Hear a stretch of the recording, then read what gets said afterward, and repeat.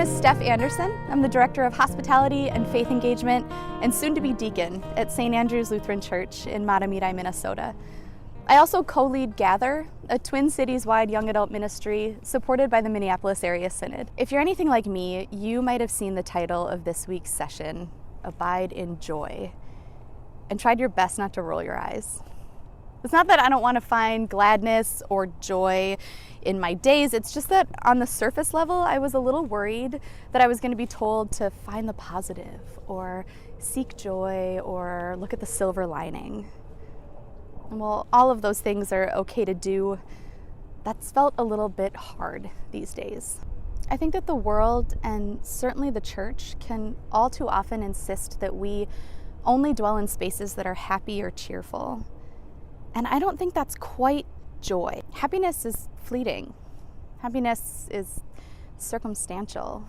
And sometimes when we strive only to be happy or cheerful, we can deny the real pain or loneliness or confusion that's swirling around us. As we consider what it means to abide in joy, we're talking about a sort of trust that lies deep within us, regardless of what's swirling around us. I'd offer that it's probably less of an emotion than it is a foundation, that we can feel joy alongside our worry and confusion, our gladness, and even our grief, but that it's something different, something that we abide in, that we live in as people of faith. We find ourselves in the season of Easter, where we join Christians all over the globe in proclaiming the joy of the resurrection. We read in Matthew that on that resurrection morning, Mary Magdalene and the other Mary left the tomb with great fear and great joy and ran to tell the disciples. And suddenly Jesus met them and said, "Greetings." And they came to him and they took hold of his feet and they worshiped him. And then Jesus said to them, "Do not be afraid." And hear me out here. What I mean by abiding in the joy of the resurrection is that in the risen Christ, we know that death does not have the final say.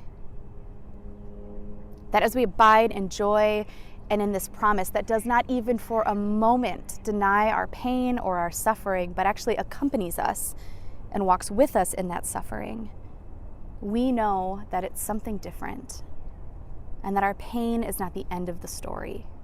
That's what I think it means to abide in joy.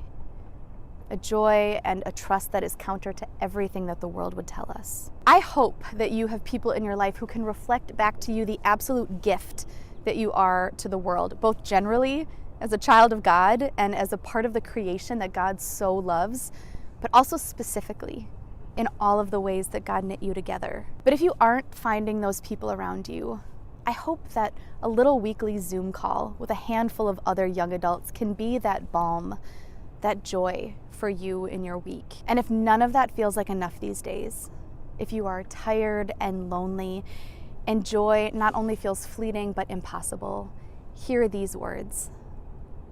The God of the universe, who created the stars and the trees, who spread the sky across the horizon and formed this world out of dust, takes joy in you specifically.